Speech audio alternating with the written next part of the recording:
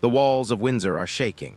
February 3, 2026. The fate of Archie and Lilith has taken a turn no one anticipated. The Crown has moved with unprecedented decisiveness, activating emergency custodial protocols unseen since the early 20th century. The trigger: Meghan Markle's sudden withdrawal of her children from private schooling, her vanishing presence from critical appointments, and the dissolution of financial trusts previously intended for their welfare. Insiders confirm the red folders were delivered to Windsor Castle before dawn. Princess Anne convened an unscheduled emergency session. The contents were devastating: cancellations of pediatric care, blocked communications with royal welfare officers, and documents proving a systematic attempt to erase Archie and Lilith from any structured custodial oversight. "We've tolerated image games for years," she reportedly told the council. "But this is not just walking away from duty. This is walking away from children." Before we continue, hit subscribe. It's totally free and the best way to stay updated with our latest uploads. The intelligence briefing detailed months of preparation for what insiders now call a maternal disassociation strategy. NDAs with international financiers, legal refusals to participate in joint custody discussions, and orders to remove all mentions of the children from media platforms painted a chilling picture. The palace legal team interpreted this as deliberate custodial abandonment. Sophie, Duchess of Edinburgh, was authorized to activate emergency safeguard protocols. The case file is now officially open, filed simultaneously in the UK Royal Chancery Court and California Family Court under joint jurisdiction. Prince William received the same briefing. He reportedly looked up from the final page and stated, "This isn't about Meghan anymore. This is about the survival of two children emotionally, legally, historically." That night, the Royal Advisory Council was convened for a full crisis briefing. The objective: remove Meghan Markle from all forms of custodial access. The Crown was preparing to assume structural guardianship over two minors, unprecedented in modern history, to prevent them from being lost in a media war. At dawn on February 3, 2026, Prince William, escorted by Lord Hargrave and Duchess Sophie, presented a Level 1 emergency custodial crisis brief, accusing Meghan of calculated abandonment. The pillars of the case included total withdrawal from parental, educational, and medical responsibilities, secret plans to flee to non-Hague jurisdictions, media erasure campaigns designed to strip the children of public identity, and Harry's instability under probation, with no housing or income fit for guardianship. At 10:20 a.m., Appendix 4 of the Royal Succession Stabilization Act, dormant since Edward VIII, was invoked. Custodial guardianship shifted to the Crown. Passports were frozen. Commercial usage of the children's images was suspended. Prince William launched a £12 trust to fund education, emotional recovery, and reintegration care. The consequences for Meghan Markle were now irreversible. Reports confirm Netflix paused negotiations, Spotify removed archival mentions, and Hollywood executives began distancing themselves. Harry was blindsided. Requests to retain custody rights were rejected. Prince Edward personally delivered the final letter to Harry. Custody and guardianship fell solely under Crown protocol. Princess Catherine assumed supervision of Lilith's emotional recovery, with a royal-approved therapist and day-to-day care under strict supervision. A photograph of Lilith holding Charlotte's hand at Windsor Chapel circulated, a silent message of enduring familial protection. Meghan remained unreachable. A brief statement cited privacy. Meanwhile, the courtroom confirmed on February 1, 2026, that Meghan Markle had forfeited residual custodial influence. Princess Anne announced live from St. James's Palace, "All formal influence Meghan Markle may claim over Windsor children is hereby void. The welfare of Archie and Lilith must reflect royal standards, not Hollywood ambitions." Trust funds, commercial deals, and licensing agreements were frozen or dismantled. UK passports were locked. Catherine personally oversees educational and emotional programs. The royal household executed these measures under centuries-old protocols. Meghan's media presence was silenced. Her branding initiatives collapsed. Prince Harry, isolated, navigates behind palace doors without her. The moral era, it seems, has reached its final breath. The aftermath of Meghan Markle's sudden withdrawal of Archie and Lilith continues to ripple through Windsor and across the Atlantic. As of February 3, 2026, the Crown's emergency custodial protocols are fully in motion. Prince William, Princess Anne and Duchess Sophie have assumed full oversight, ensuring the children's welfare, education, and emotional stability are no longer subject to external interference. Legal analysts describe this as an unprecedented assertion of structural guardianship, a mechanism dormant for nearly a century, revived to protect royal minors from exploitation and neglect. The Royal Advisory Council confirmed that no minor will leave the United Kingdom without dual authorization, while all commercial or promotional use of their images and likenesses is frozen under the Windsor Privacy Act of 2023. This is not symbolic, it is enforceable, it is binding, and it is absolute. Inside the palace, sources report a flurry of activity. Royal legal teams are auditing every document, every financial transaction, and every media contract tied to the Sussex children. Meghan's attempts to monetize the children, from podcasts to branded baby products, were systematically dismantled. Spotify, Netflix, and multiple digital platforms have removed references, images, and branding material linked to Archie and Lilith.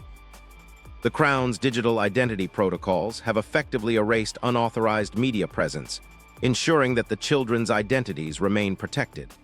Insiders confirm that Prince Harry was blindsided by these actions. Recent legal filings requesting temporary custody or supervised access were dismissed on technical grounds. Lack of stable residency, no formal income, and probationary conditions prevented him from exercising authority independently. Letters were hand-delivered by Prince Edward, clarifying that all custodial rights now fall solely under Crown jurisdiction. The operational details are meticulous. A private jet, chartered by the UK Foreign Office, landed discreetly in Santa Barbara, California, titled Operation Dandelion.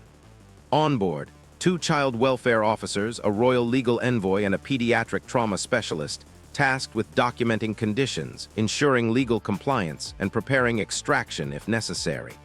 Meghan's inner circle reportedly panicked.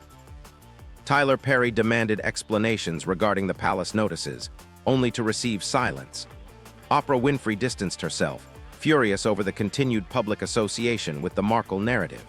Meanwhile, in London, Princess Charlotte and Prince Louis were actively engaged in Windsor family routines, with Lilith signaling stability and continuity. A photograph quietly released by Kensington Palace, showing the children together in the Rose Garden, was widely circulated. The image carried a clear, unspoken message. The monarchy protects its own, and the children are shielded from exploitation. Royal communications emphasize precision over drama. Catherine, Princess of Wales, has taken a leading role in Lilith's emotional and educational care. A trusted royal nanny oversees daily routines, while therapists implement long-term recovery plans. The Crown's objective is clear: restore the children's stability, remove external pressures, and reassert family structure. Meghan Markle's absence, previously framed as privacy or personal choice, is now interpreted as active disengagement.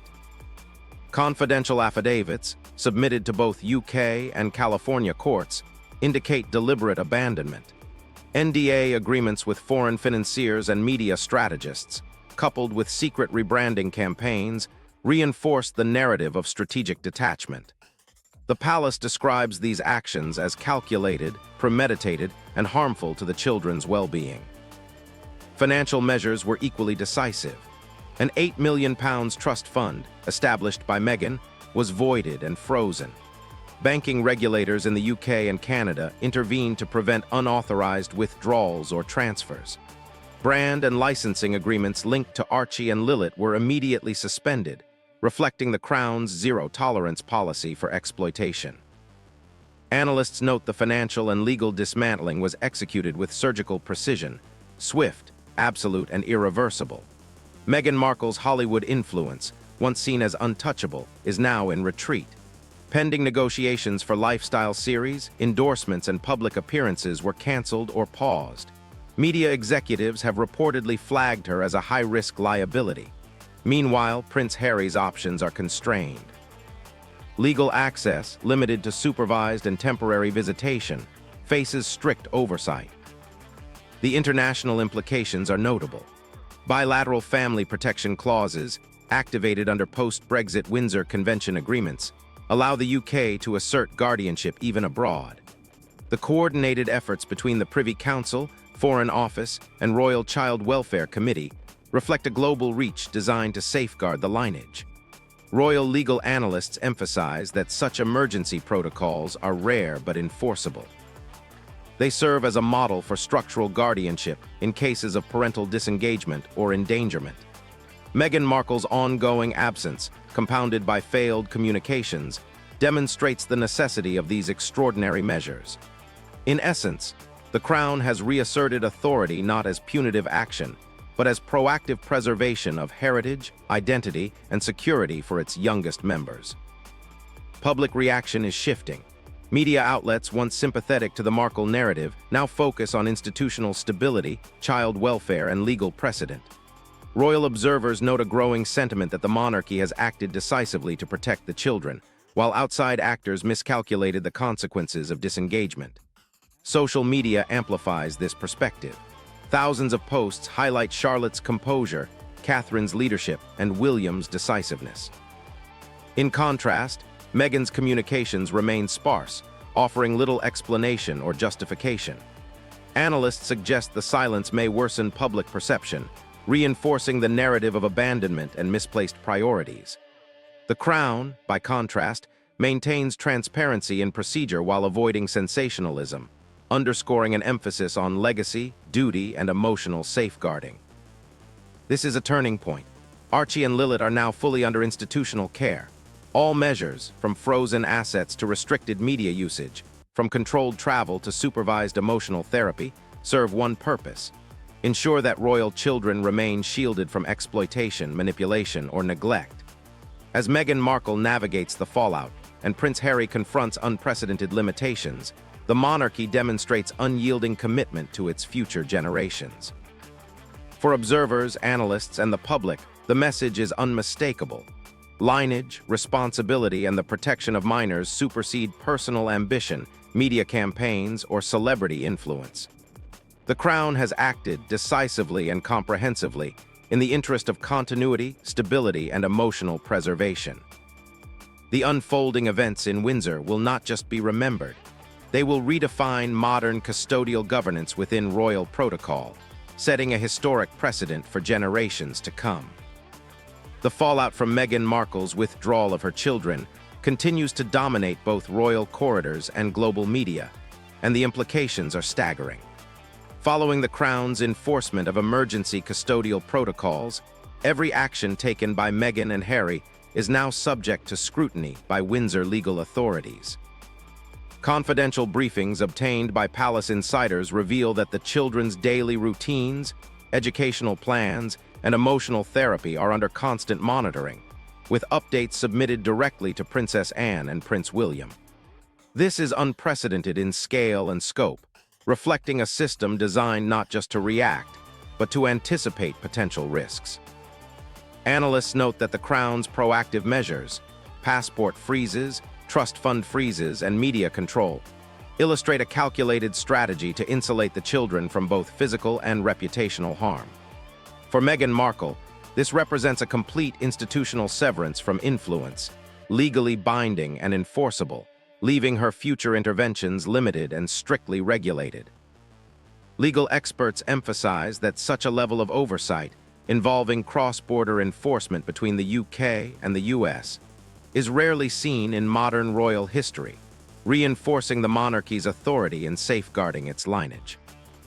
Inside Windsor, the palace remains a hive of coordinated activity. Every department from legal affairs to child welfare is executing directives with precision.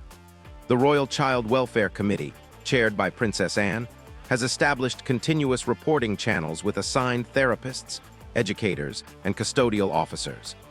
Emergency evaluations of Archie and Lilith's mental and emotional health are being conducted daily, ensuring no signs of neglect or trauma go unnoticed. Simultaneously, Prince William has been tasked with supervising all aspects of the children's public and private exposure. This includes digital footprint monitoring, media representation, and interaction with extended family members. Reports confirm that Catherine, Princess of Wales, is directly overseeing Lilith's educational progress, implementing programs to counteract any gaps resulting from sudden withdrawal from the Santa Barbara curriculum. The Crown has emphasized that these measures are not temporary. They are part of a long-term structural guardianship designed to protect the children until at least the age of 16. Analysts describe this as a legally fortified protective environment, combining constitutional authority with modern child welfare principles. Financial controls have also been rigorously enforced. The £8 million trust established by Meghan, intended to fund her children's personal projects and international ventures, has been frozen and subsequently voided. Banking regulators coordinated between the UK and Canadian institutions to ensure no residual funds could be accessed for unsanctioned purposes. Multiple contracts, from brand endorsements to children's media appearances, have been suspended indefinitely. Reports indicate that Meghan's attempts to commercialize the children's identities, including trademark registrations and sponsorships, have been systematically dismantled. Legal filings confirm that all ongoing negotiations for lifestyle media content, products, or series featuring the children have been placed on hold pending audit. These actions are unprecedented in scope and represent a direct assertion of Crown authority over any commercial or media exploitation of royal minors. Observers note that this approach sends a clear signal to Hollywood, foreign financiers, and media executives. The Crown will not allow the commodification of its youngest members for personal gain. Meanwhile, international coordination has become critical. Under post-Brexit Windsor Convention provisions, the UK has invoked bilateral family protection clauses, granting immediate guardianship authority even abroad. This allows the Crown to supersede parental consent in cases where royal minors face demonstrable risk. Operation Dandelion, the discreet deployment of welfare officers to California, ensured compliance with this protocol. The operation included legal envoys and trauma specialists, prepared to extract the children if necessary. Sources suggest that Meghan's legal team attempted to challenge these measures in U.S. courts, citing California family law, but the Crown's emergency protocols and bilateral agreements overrode domestic jurisdiction. Experts describe this as an extraordinary assertion of constitutional prerogative, rarely exercised in contemporary times, demonstrating the monarchy's commitment to protecting not just heritage, but human capital, the lives of Archie and Lilith themselves. The public narrative has shifted dramatically. Whereas initial coverage emphasized Meghan's personal freedom and Harry's struggles, media sentiment now reflects the monarchy's decisive action in protecting its children. Social media highlights the visible involvement of Princess Charlotte and Prince Louis in Windsor routines with Lilith, symbolizing continuity and security. Analysts point to the strategic release of images depicting the children in supervised, dignified contexts, reinforcing the message that the Crown is both protective and stable. Hollywood insiders have begun distancing themselves from Markle's ventures, citing reputational risk. Former allies, including media executives and celebrity partners, are reportedly reconsidering collaborations. Meanwhile, Harry's options remain limited. Supervised visitation, temporary access contingent on compliance with Crown oversight, and strict reporting protocols. The psychological and emotional weight on him is considerable, compounded by the public exposure of these legal measures. At the operational level, palace sources indicate a focus on long-term emotional stability. Dedicated therapists, educational consultants, and custodial officers work in tandem to ensure Archie and Lilith are not merely protected physically, but nurtured emotionally. Special attention is given to digital identity, with all mentions or portrayals of the children monitored, reviewed, and controlled to prevent unauthorized use or exploitation. The Crown has reinforced protocols for privacy, mental health, and educational enrichment, reflecting lessons learned from prior crises involving high-profile minors. Confidential reports submitted to the Privy Council detail Meghan's disengagement and the strategic rationale behind Crown interventions, emphasizing that these actions are preventive, not punitive. Legal and welfare teams emphasize that the focus remains on the children's future, not on retribution or public spectacle. The monarchy's approach balances constitutional authority, child welfare, and international coordination, creating a protective framework designed to withstand both media scrutiny and parental challenges. In essence, the Crown has implemented a multi-layered, historically unprecedented guardianship protocol. Every financial, educational, and emotional safeguard has been activated. Media exposure is strictly controlled. International travel is prohibited without dual authorization. Emergency welfare measures, psychological support, and structured routines are in place to ensure the children's stability. Legal analysts note that these actions redefine modern custodial governance within royal protocol, establishing a precedent for intervention when the welfare of royal minors is threatened. Meghan Markle's absence, combined with Harry's limited capacity to intervene, underscores the necessity and scope of these measures.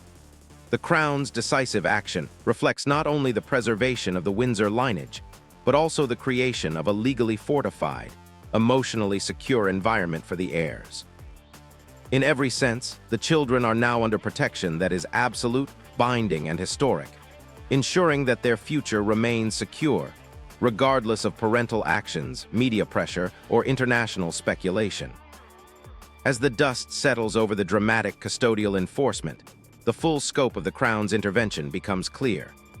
Emergency measures put in place by Princess Anne, Prince William, and Princess Catherine have not only neutralized the immediate risks posed by Meghan Markle's unilateral withdrawal, but have also created a long-term framework for oversight that is both unprecedented and legally binding.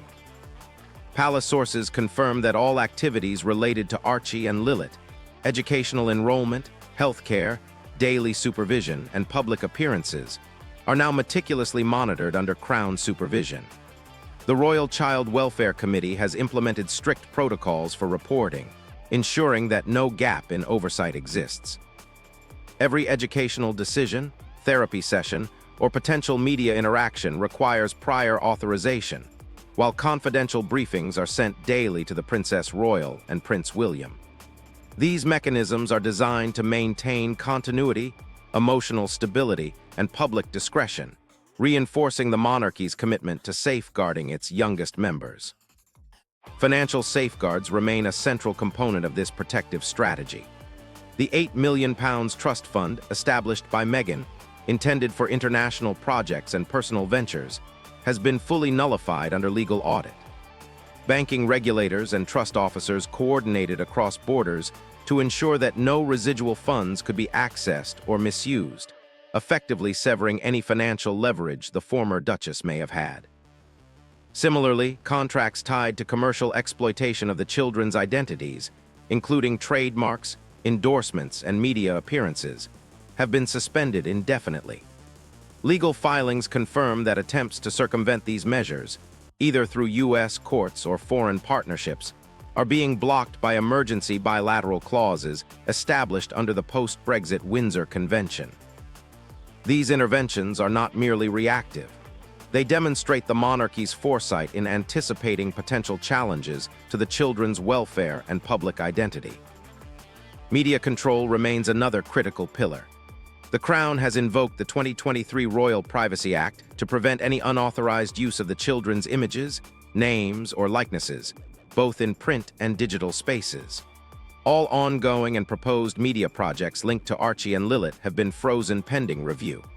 Spotify, Netflix, and other streaming platforms have complied, removing any references or promotional material. Analysts note that this level of enforcement signals a broader commitment. The Crown is protecting not only the children's physical safety, but also their reputational and psychological integrity.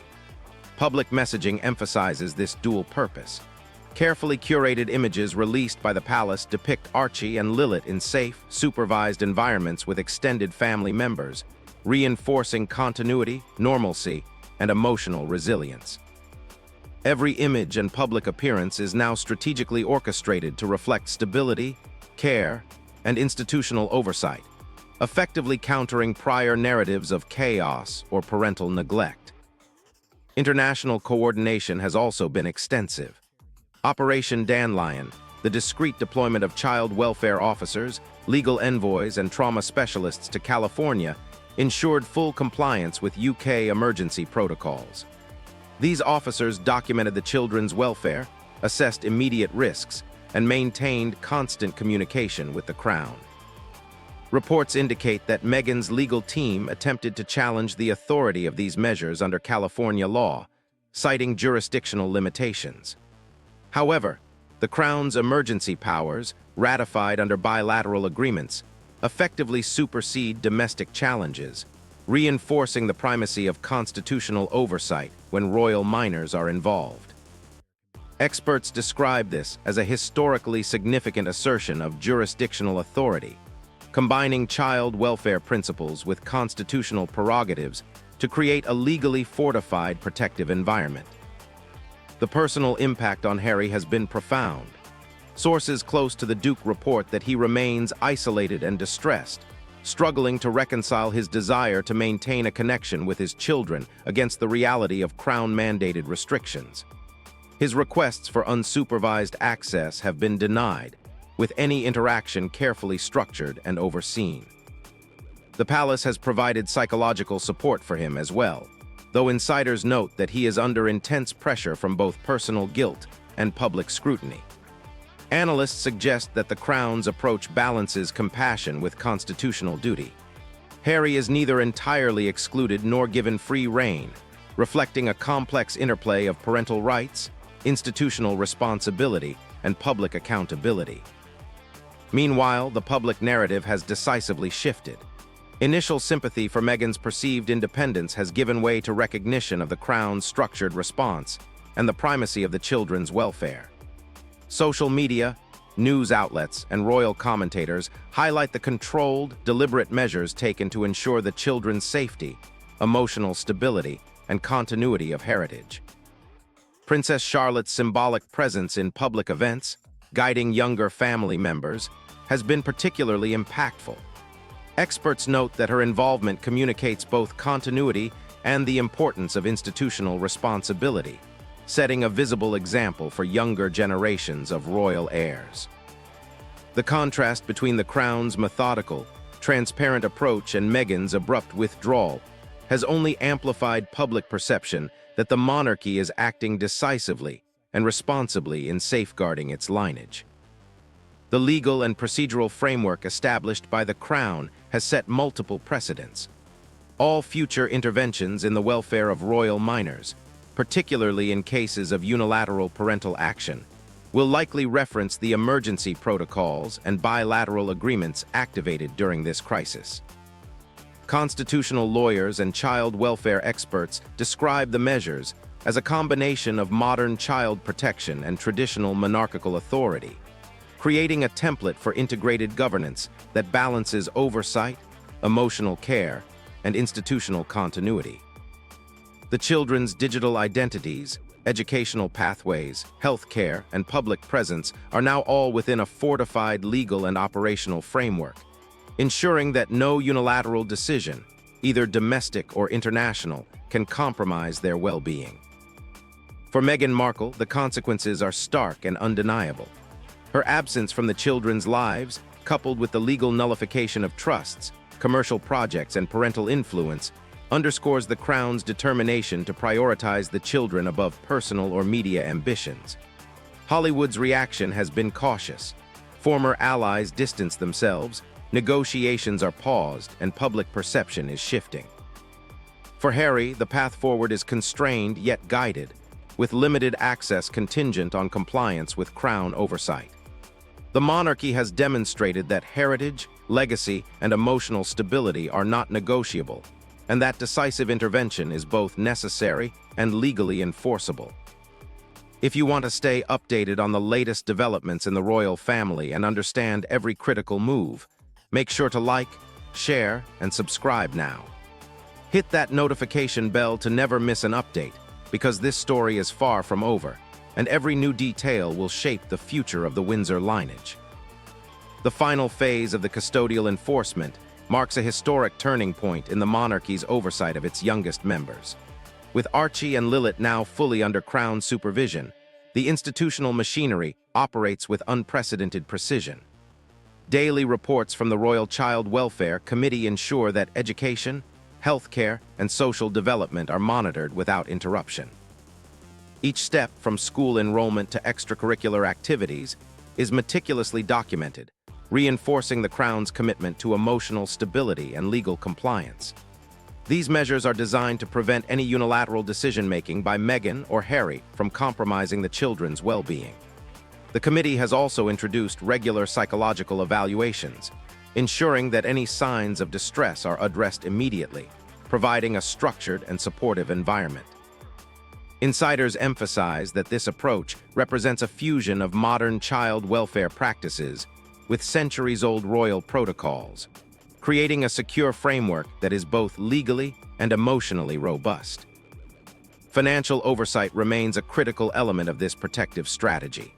The £8 million trust fund previously controlled by Meghan has been entirely nullified, and cross-border banking regulators have verified that no residual funds remain accessible. All commercial contracts, including trademarks, endorsements, and media appearances, have been frozen. Legal filings confirm that any attempt to circumvent these safeguards, either domestically in the US or internationally, will be blocked by emergency bilateral agreements. Analysts note that this level of financial control is unprecedented in modern royal history, underscoring the Crown's determination to prevent any exploitation of the children's identities for personal gain. By consolidating both financial and custodial authority, the monarchy ensures that the children's futures remain protected from external pressures or commercial manipulation. Media management has also become a cornerstone of the Crown's strategy. The 2023 Royal Privacy Act has been invoked to prevent unauthorized use of Archie and Lilith's images or likenesses across all media platforms. Spotify, Netflix, and other streaming services have removed any references to the children, complying with palace directives. Carefully curated images released by the palace depict Archie and Lilith in supervised, safe environments alongside extended family members. Public appearances are deliberately minimal yet symbolic, reinforcing stability, care, and institutional oversight. Observers note that this careful control of media exposure ensures that the children's emotional well-being is prioritized, shielding them from public scrutiny and the pressures of celebrity culture. Every decision, from imagery to public messaging, is strategically orchestrated to reinforce both their safety and their connection to the monarchy's continuity. International coordination has been extensive. Operation Dandelion, the covert deployment of child welfare officers and trauma specialists to California, ensured full compliance with UK emergency protocols. The officers documented the children's welfare, assessed immediate risks, and maintained continuous communication with the Crown.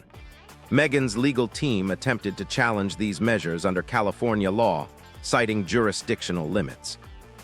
However, the Crown's emergency powers, ratified under bilateral agreements, supersede domestic challenges, reinforcing the primacy of constitutional oversight when royal minors are at risk. Experts describe this as a historically significant assertion of jurisdictional authority, combining child protection principles with constitutional prerogatives to create a legally fortified protective environment.